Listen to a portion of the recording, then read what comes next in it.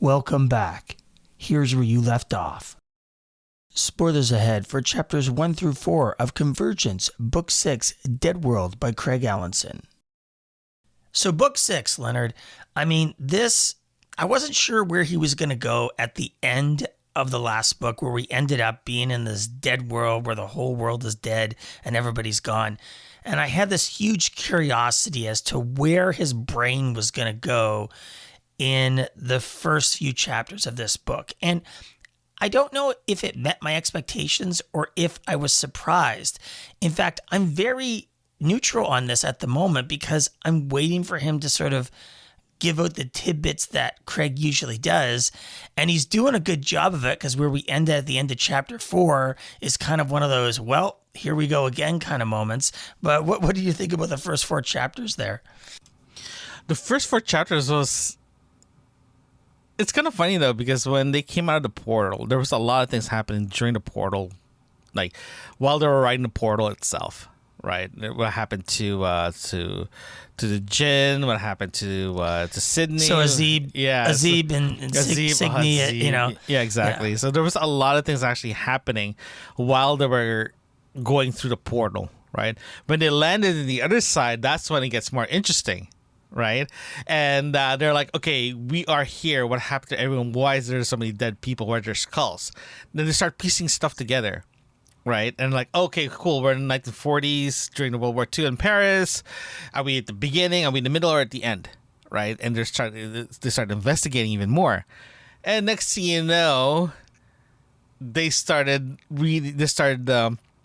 piecing stuff together. They went to the newspaper to figure out, they start trying to translate like German and French together. It was like they're just having trouble trusting what's the newspapers and the media is being shown, because they're not sure if it's propaganda from the Nazi Party or is it what's happening. So they went to the U.S. consulate.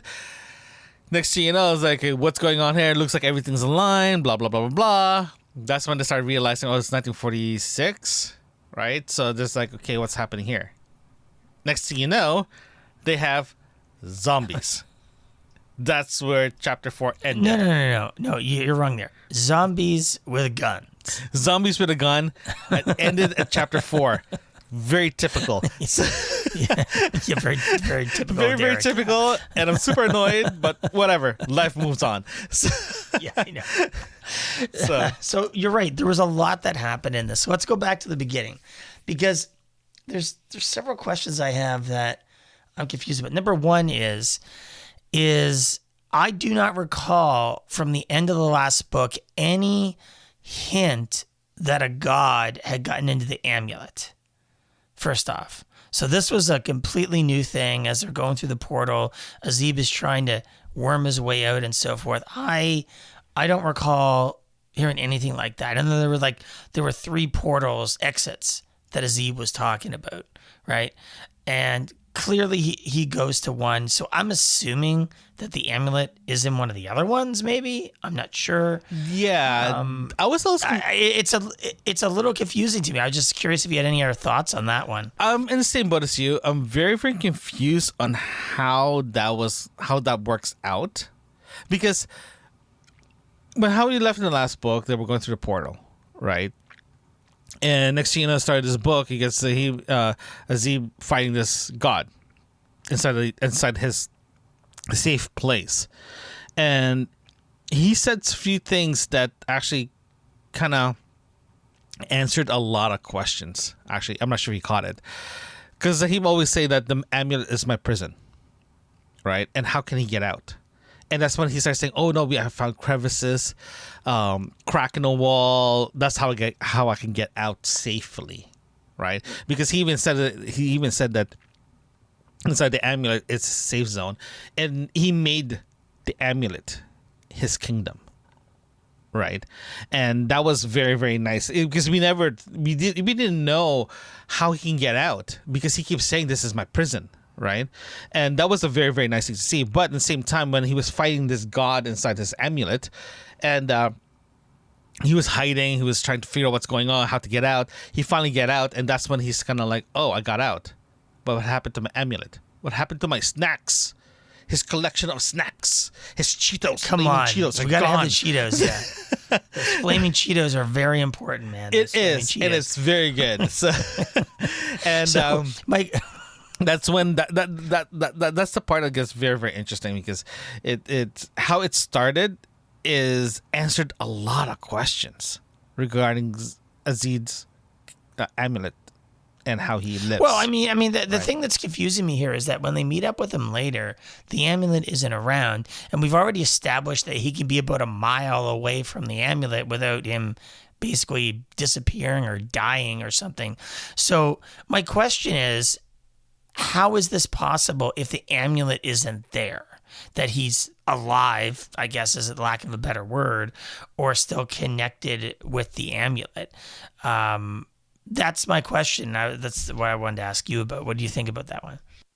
That was actually pretty good too, because I remember, you're right, because he can't live outside the amulet for certain periods of time because he loses his power.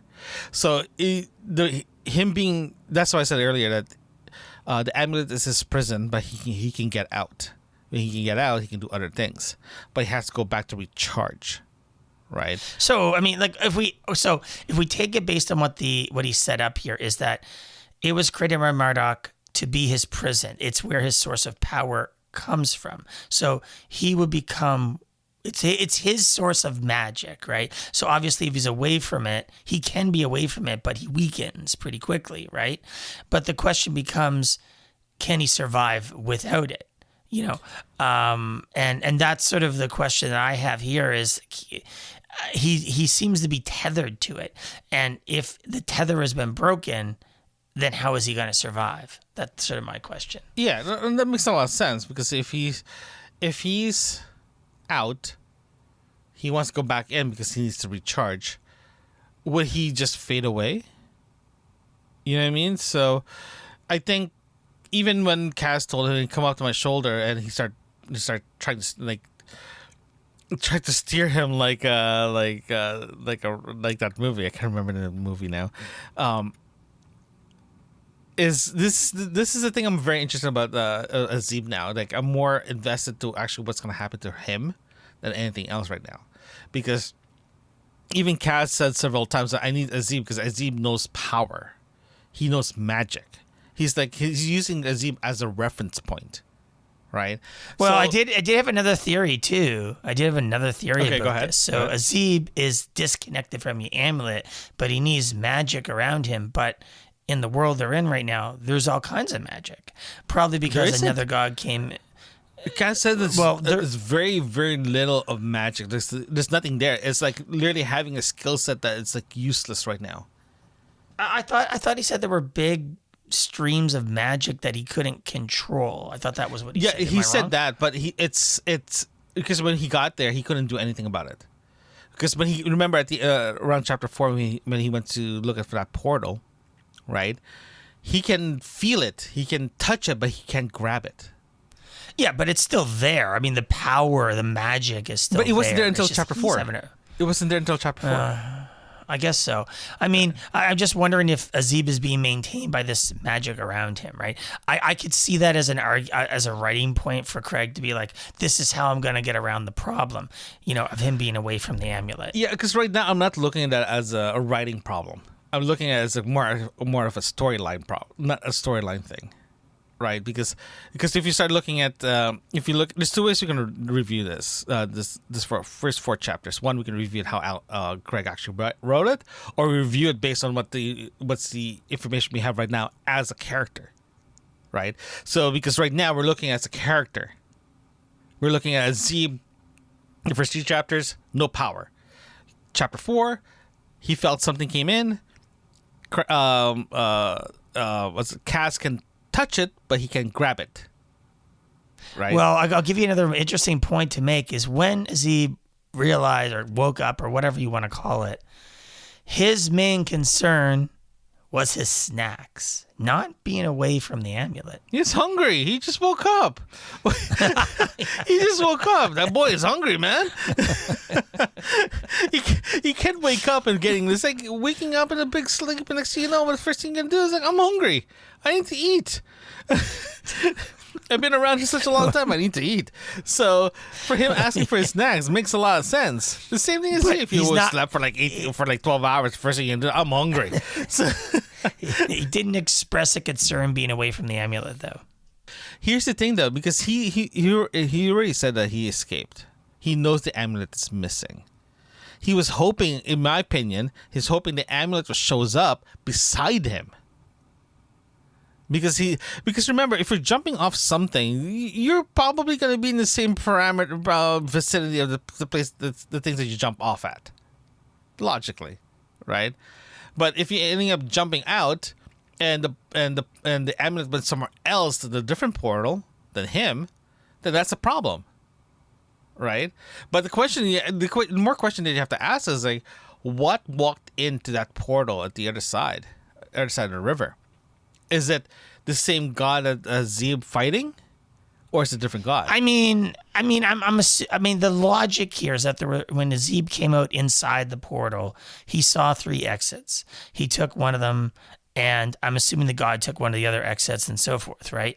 So the idea here, I'm assuming, is that the god went back in time and did whatever the god was going to do to make the convergence happen. And that's why there's all the dead people. Plus, they're, being somebody that really likes the World War II stuff and so forth, I had several problems with some of the aspects in there. And yes, I'm going to admit I'm nitpicking. Like, you can't have ammunition on the ground. I know. I'm just saying. To be fair, he was getting the dates correct, so I appreciated that level of research. And okay, hold on. I'm going to stop you there for a bit. Before you continue, I just want to remind you something.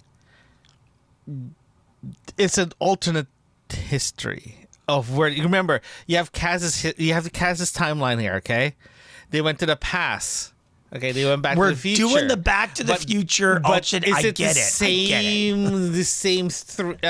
The same reality as them, or is it an alternate reality? Just remember that. We're in the multiverse now. We're looking at multiverse now. So just think about that before you start saying things. Yeah, I guess. Just saying. So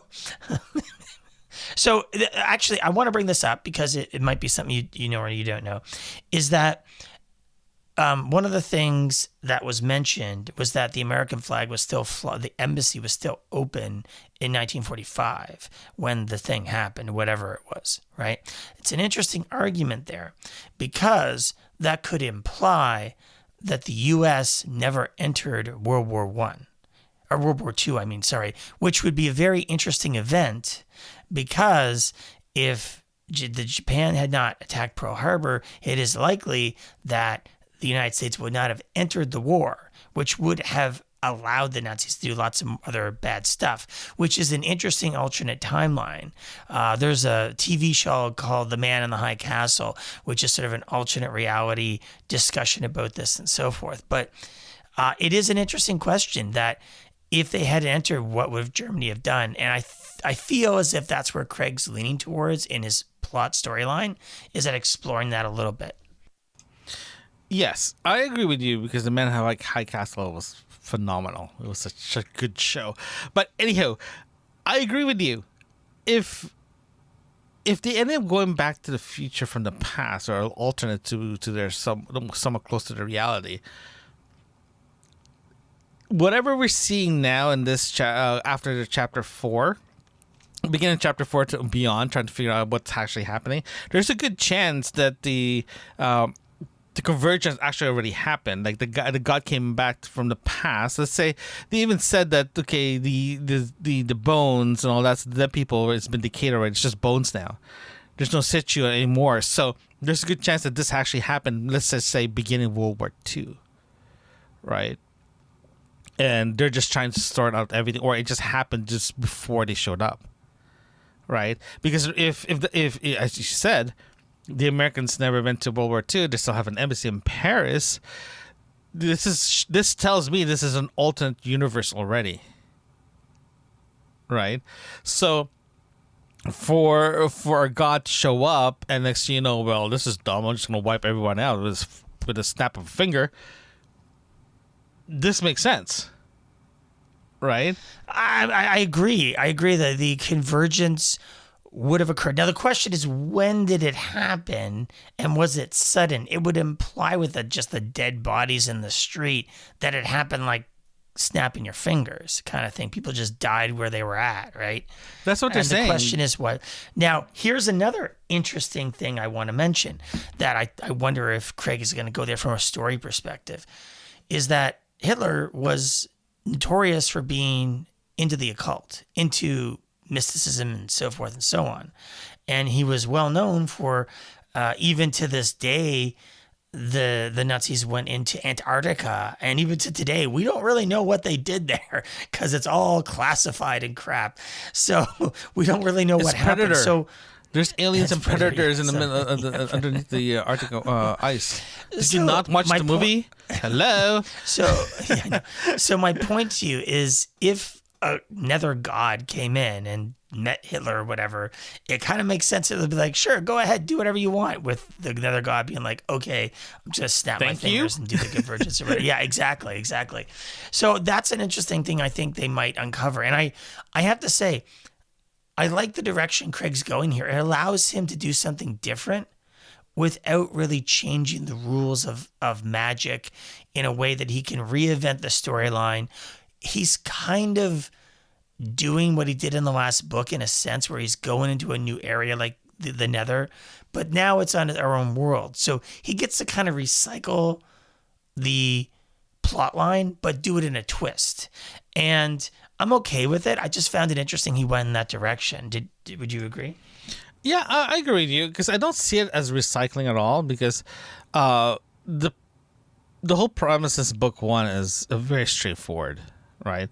And for the main characters going back to the past, to the future, they're trying to figure out, because remember the mission is very simple: to stop a convergence. It's literally, that's the mission, right? And for them to figure out when this convergence is supposed to start. You can remember, I think it was book 1 or book 2, they already said that we have to go to the past, or we have to figure out where in the past that's the first time they tried to do a convergence. So that's when this whole adventure started. Going to the past, going to the future, or trying to figure it out. It's like I think I said this in I think a few books ago. It's like troubleshooting a line. Like if you're troubleshooting something, you go straight to the middle of your chain, of a signal chain. You go to the middle. Does it work there? It's like, yes, it does. Go to closer to the end. Does it stop? Does it work there? No, it does not work. Then you start working way back, trying to isolate exactly the fault is.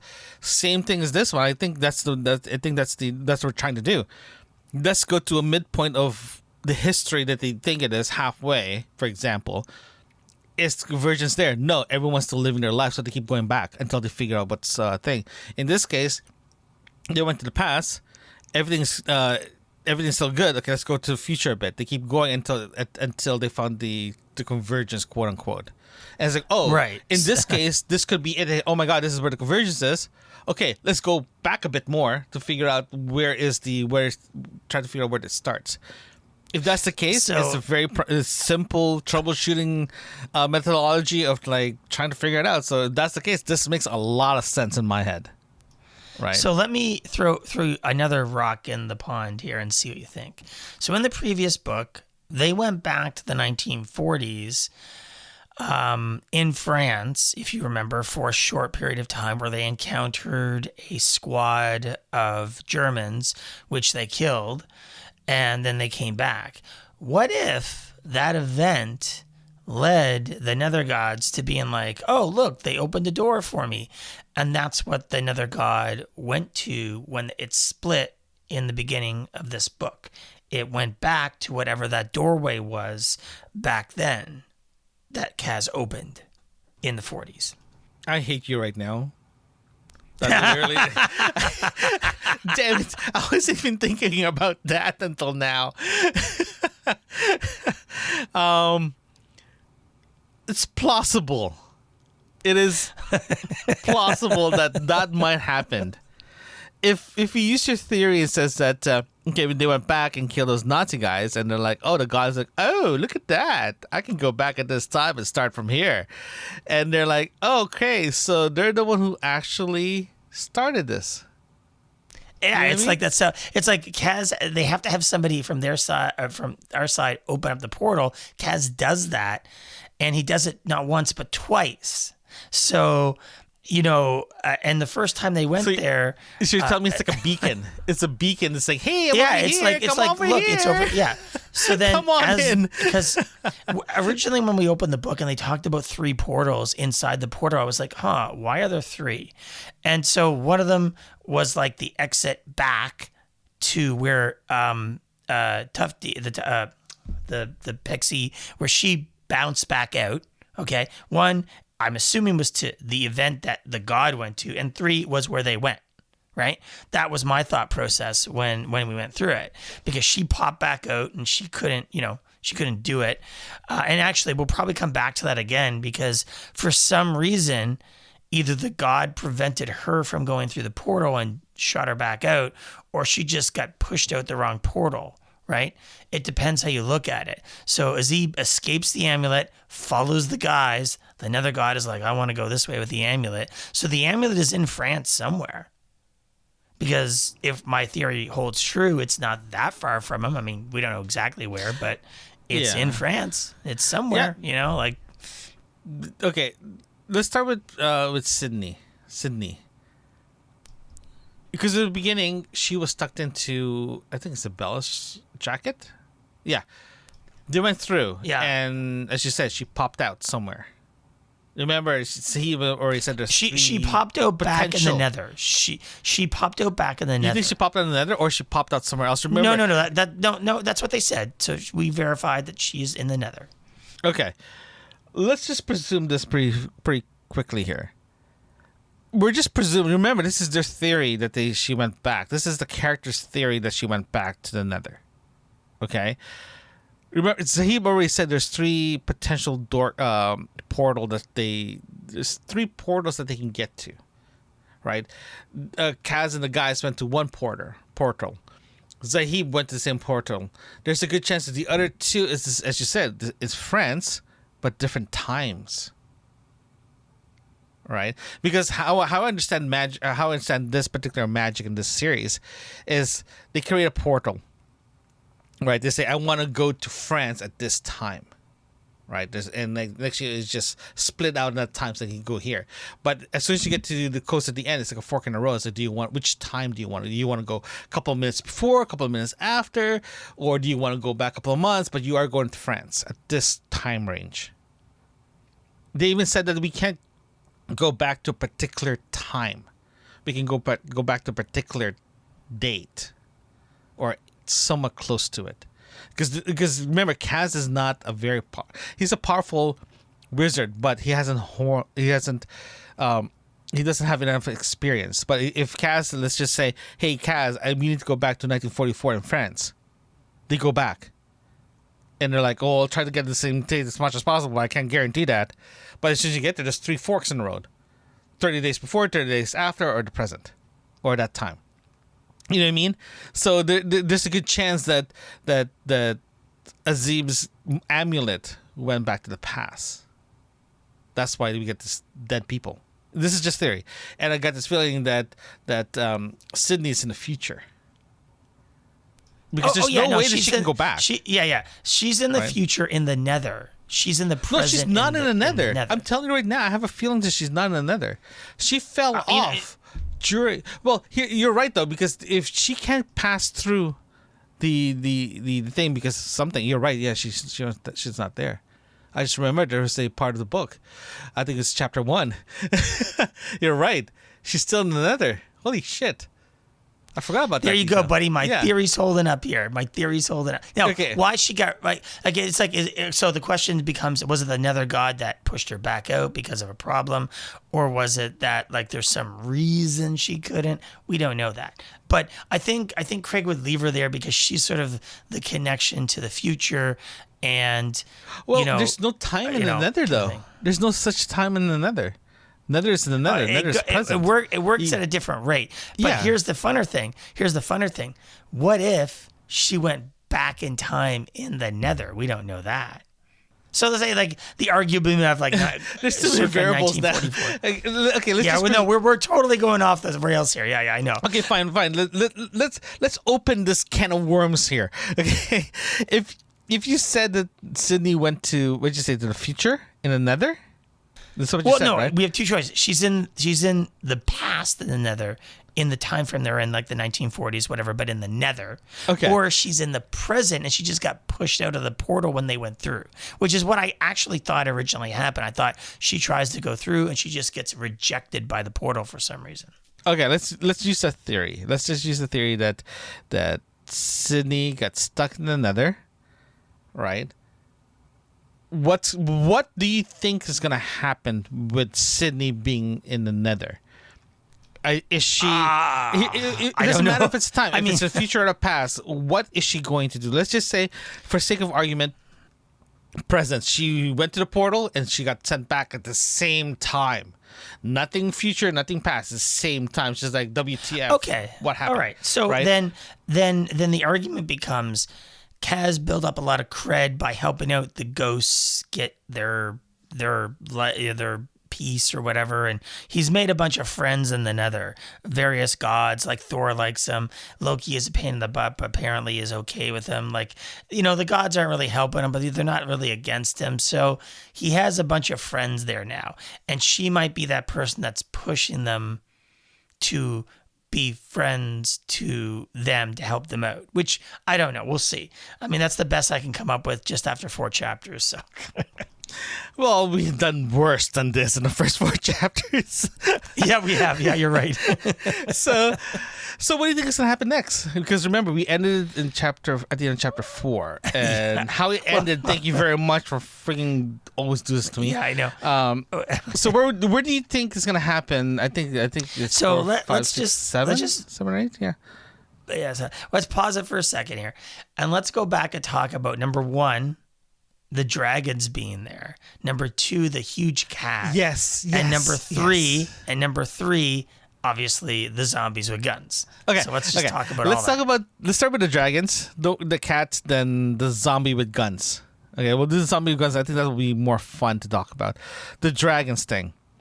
This is where it got interesting because when the dragons came up, when they said, "Oh, I think that's a dragon," it's like, it's just a baby dragon. Oh, where's the mummy dragon? I'm like, oh, that's interesting. So the question I have is this, though.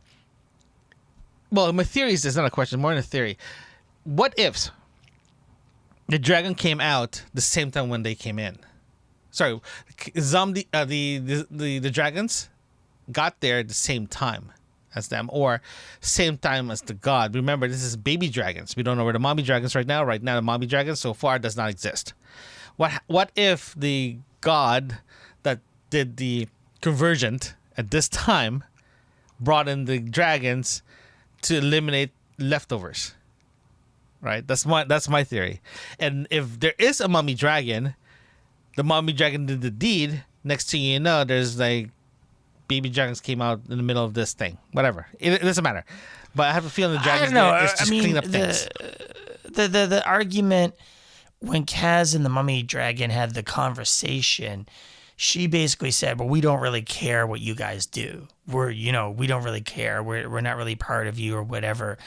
And the gods can do whatever they want. I don't think dragons really give a crap about the nether gods nor the humans or whatever. They just do their own thing. And I think that's sort of the argument. Now the question becomes is Kaz is not an enemy of dragons, but if there's a connection between those baby dragons and the dragon that he helped, that could be something interesting. Or he could use them as allies to fight against the kitties and the zombies or whatever, maybe, I don't know.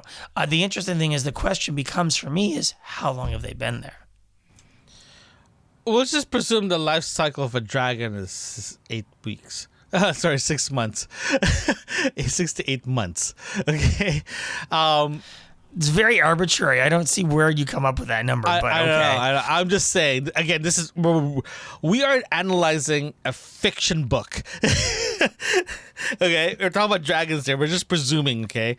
Let's just say that's the case. The dead bodies are skeletons. It takes a while to get rid of the meaties, the meat stuff, right? Because how they describe it, it's literally a skeleton. There's nothing else is hanging in those in those bones. They're all bones, right? Let's just say 6 to 8 weeks. If the mummy dragon showed up pregnant already and getting ready to lay the eggs, this makes a lot of sense where we are now, right? There's a good chance that remember, there's a section in the book that Kaz,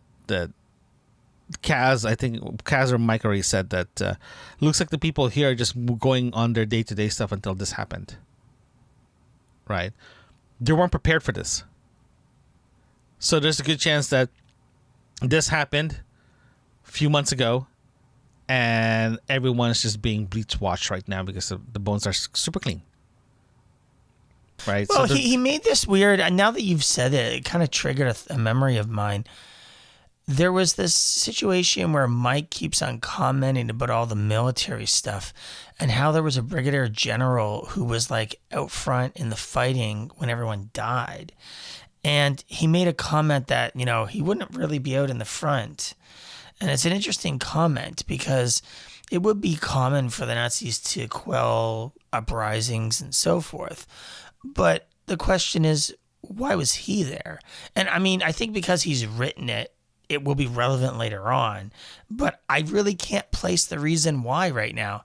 I don't have a good explanation for it. Yeah, you're right. There's a reason we'll figure out later on. But you have to look at this perspective that, let's say this happened 6 months before. Okay. There's an uprising and say, hey, there's other factors here and we're protesting. And he even said that why is this protest not happening in the Bastille? He said that. Typically, there's a protest. I think you have a misunderstanding of when they are. You get this, right? No, they're in 1940s. They are in occupied France. Okay. No, but remember, not. Mike said several times. No. Hang on. They're not in 1940s France, dude. That is when this thing happened. They verified that through papers. They are not in what time are they right now? France. Well, most likely the present, but in a different alternate reality. Because but they never established that, though. Hang on, and they haven't. But if the bodies have decayed where they're just bones and dust, that means a significant amount of time has gone by. But again, okay. Derek, all right. We're looking at this perspective that you don't know what happened if the god decides to snap his fingers and you're all dead. But if you snap a finger, there's a good chance that they just don't drop dead. Maybe there's a good chance that I'll rip all your stuff out. I think it's reasonable to assume, because of the time frame of the dead bodies, it occurred in the 1940s, and they're in, we'll just use the quotes, present day, but, in whatever, which would mean... Let's use your theory. Go on. Let's use your theory of this probably happened years. Okay, years. Okay, is this happened in the 1940s? There's a good chance this is present 2026, right? Yeah, let's just make that argument. Yeah, we'll use that argument for now because this is based on your theory. If that's the case, why didn't it not observe that there is IVs or the building should be crumbled way more than what they have now? Well, that is actually a point that I was going to bring up as my criticism, because if you have weapons sitting out in the elements for 70 years, it doesn't matter. They're going to be rusted. You can't just put a little oil in them and make them function again. Exactly. That's why my thing's still stuck in the 40s, mid-40s. And I'm not disagreeing with you. In fact, I would prefer if they're in the 1940s. But the fact the bones are whatever, Duke made a point to say, I'm not interested in this. There's nothing to roll around in. They're just bones, right? That's a significant amount of time. It also means that whatever occurred happened and eliminated a lot of the, we'll say, native life there, because there's nothing there eating the bodies or feeding on it, whatever. Plus, they never mentioned there was overgrowth or a lot of overgrowth. I mean, you'd be astonished how quickly a city would disappear in 50 years with nature just taking it over. It would be, a modern skyscraper lasts 80 years maybe at best. So, I kind of took That's why I mentioned earlier about taking issues with it, with his writing. And yes, we'll use the word magic, but still, I mean, if we're trying to go that route, I believe that they're in the present, but magic, whatever, allows them to do it. But then Mike's like, oh, the diesel will be bad. Well, diesel lasts for like a decade at best, right? So it's at least been more than 10 years, right? So And remember, he's just speculating that.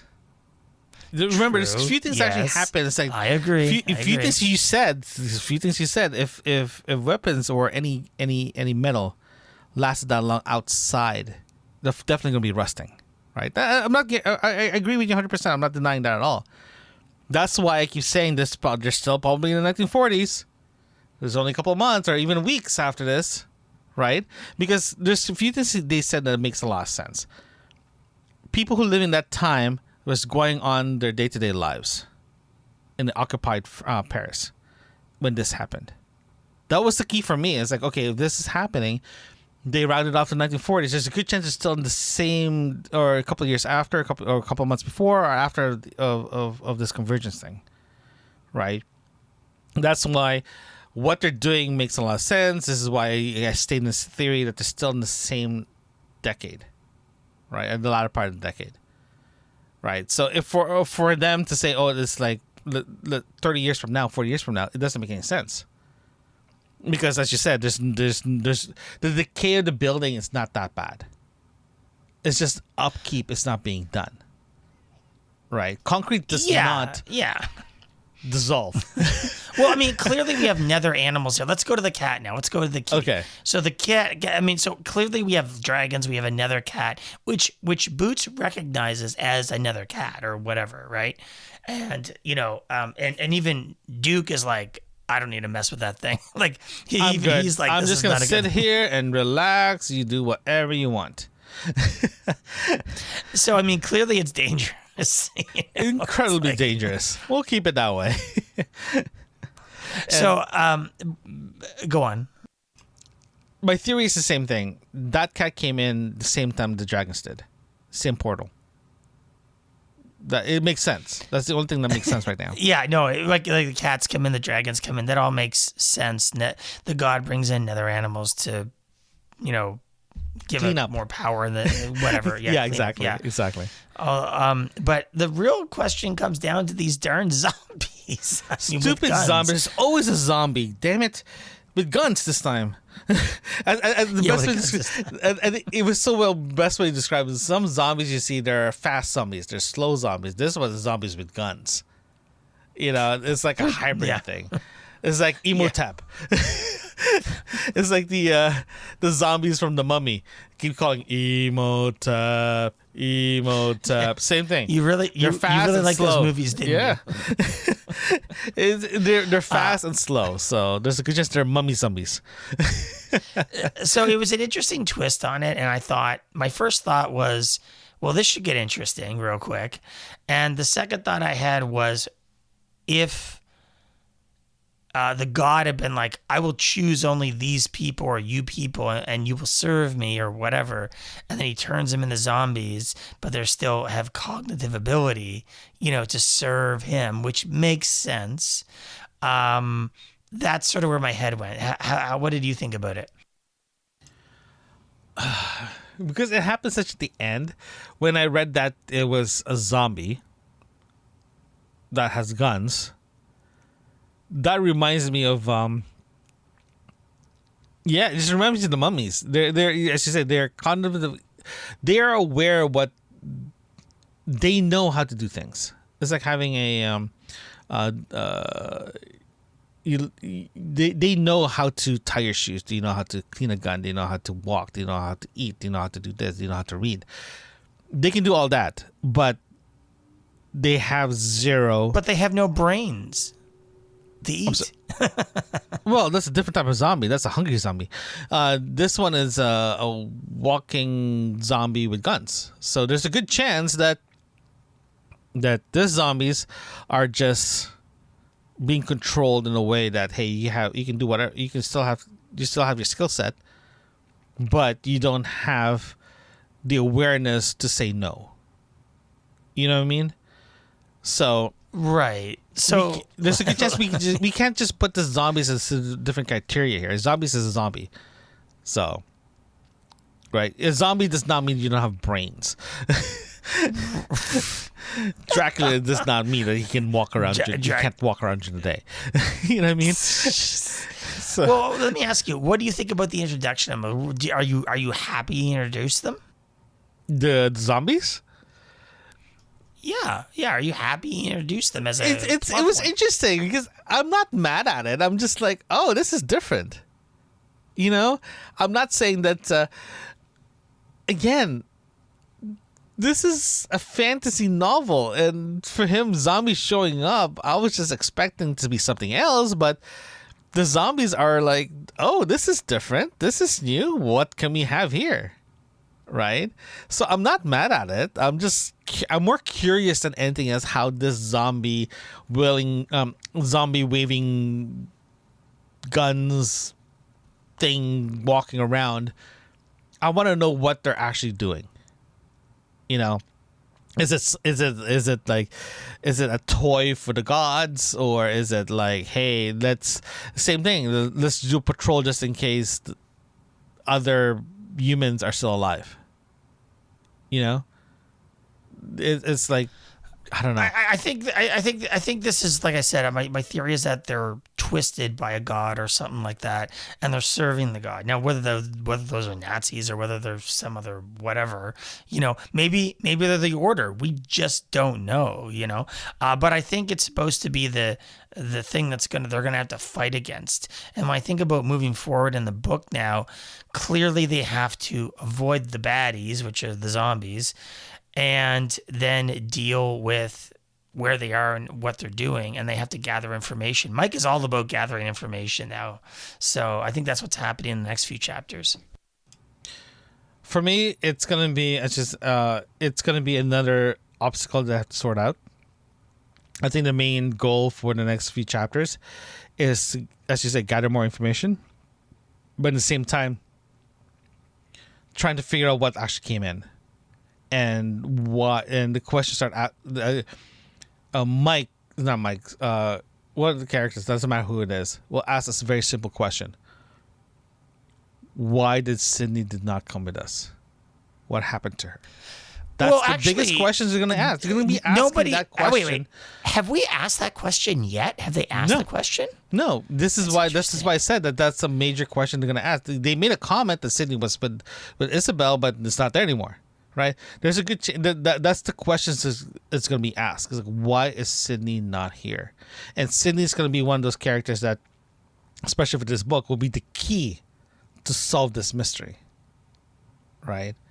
And Zahid's medallion, as you said, there's a good chance it's going to be in the future and the past, but eventually they're going to find it, and that's when they're going to say, oh my gosh, this is the god that's trying to kill me did all this. That will be my theory for the next 6 to 8 chapters. That's what's going to be my theory. I'm already predicting stuff now.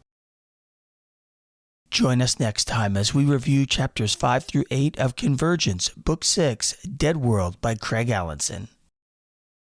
Thank you for joining us today. Don't forget to hit that subscribe button and share a review. We love to hear from you. Send us an email at yourbookmarksinfo@gmail.com. Join us again right here where you left off.